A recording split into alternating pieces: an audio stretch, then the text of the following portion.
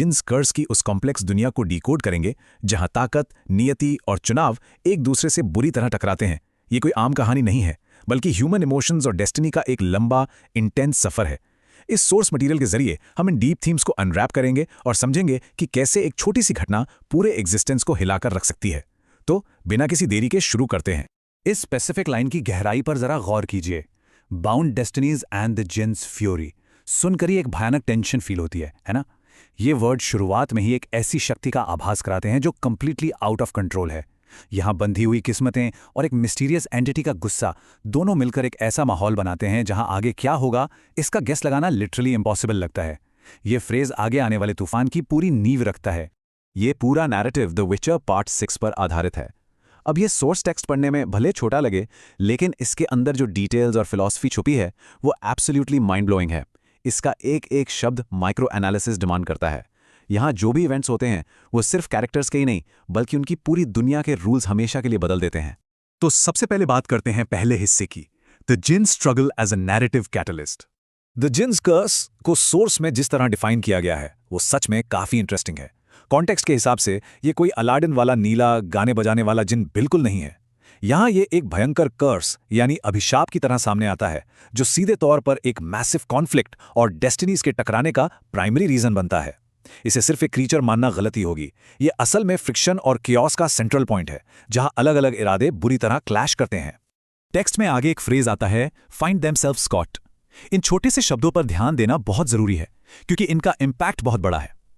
ये सीधा इशारा करते हैं कि किरदारों का अपने ही हालात पर अब कोई कंट्रोल नहीं बचा।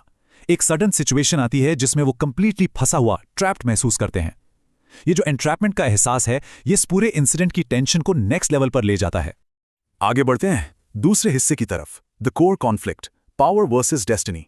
यहां आकर हमें एक बहुत ही बेसिक लेकिन डीप डिफरेंस देखने को मिलता है। एक तरफ ये नफर है जिसका पूरा फोकस और डेस्परेशन सिर्फ और सिर्फ उस जिन की अनलिमिटेड पावर पर टिका है। वो हर हाल में उस पावर को हासिल करके कंट्रोल करना चाहती है। वहीं दूसरी तरफ गेराल्ट है, जिसे धीरे धीरे ये रियलाइज होने लगता है कि उस क्रीचर का मैजिक सिर्फ एक टूल नहीं है, बल्कि खुद उसकी डेस्टिनी से जुड़ा हुआ है। एक तरफ सब कुछ कंट्रोल करने की जिद है और दूसरी तरफ फेट को एक्सेप्ट करने की शुरुआत।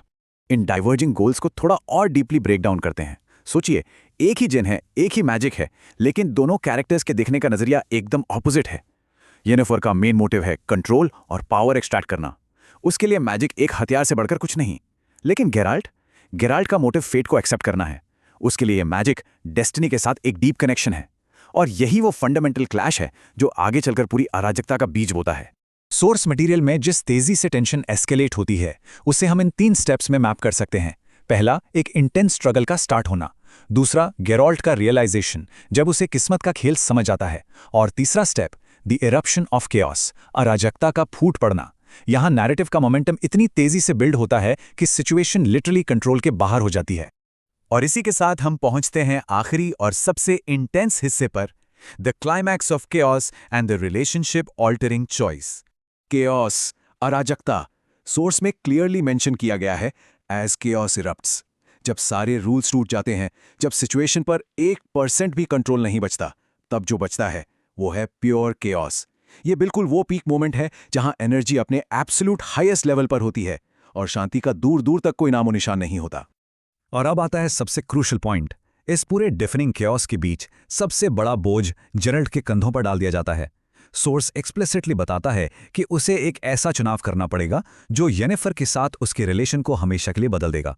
सोचिए, एक तरफ एब्सोल्यूट मैडनेस और अराजकता चल रही है और दूसरी तरफ एक ऐसी डिसीजन मेकिंग जिसका कॉन्सिक्वेंस परमानेंट होने वाला है। यह बताता है कि कैसे एक बॉन्ड, एक डीप कनेक्शन सिर्फ एक स्प्लिट सेकंड के फैसले पर टिका हो सकता है। इस स्थिति की ट्रेजेडी को थोड़ा और समझते हैं। पहला, यह चुनाव करने का सॉलिटरी बर्डन जो गेरल्ट को बिल्कुल अकेले उठाना पड़ रहा है। दूसरा, इमेंस केओस के बीच एक फोर्स डिसीजन लेने की एक्सट्रीम प्रेशर, वो भी तब जब किसी भी चीज पर कोई काबू नहीं है। और तीसरा, इररिवर्सिबल कॉन्सिक्वेंसेस, एक ऐसा नतीजा जिससे वापस पलटा नहीं जा सकता। ये एक अल्टीमेट आयरनी है कि जिंदगी का सबसे बड़ा फैसला एग्जैक्टली तभी लेना पड़ता है जब कंट्रोल सबसे ज्यादा लूज हो चुका होता है। तो इस पूरे विश्लेषण के बाद एक बहुत ही डीप सवाल यहां पीछे छूट जाता है, जब नियति और अराजकता आपस में कंप्लीटली उलझ जाते हैं, तो क्या मजबूरी में लिया गया एक सिंगल चॉइस किसी रिश्ते का फ्यूचर परमानेंटली डिसाइड कर सकता है? ये एक ऐसा सवाल है जो इस स्टोरी की बाउंड्रीज को तोड़कर रियल लाइफ में हमारी अपनी चॉइसेस और ह्यूमन कनेक्शंस पर बहुत गहराई से सोचने पर मजबूर कर देता है। क्या सच में हमारा कोई भी बड़ा चुनाव पूरी तरह हमारे ही कंट्रोल में होता है? अगर आपको हमारी ये कहानी पसंद आई हो तो वीडियो को लाइक, शेयर और सब्सक्राइब जरूर करें। बेल आइकन दबाना न भूलें।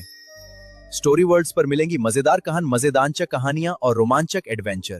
धन्यवाद, फिर मिलेंगे अगली कहानी में।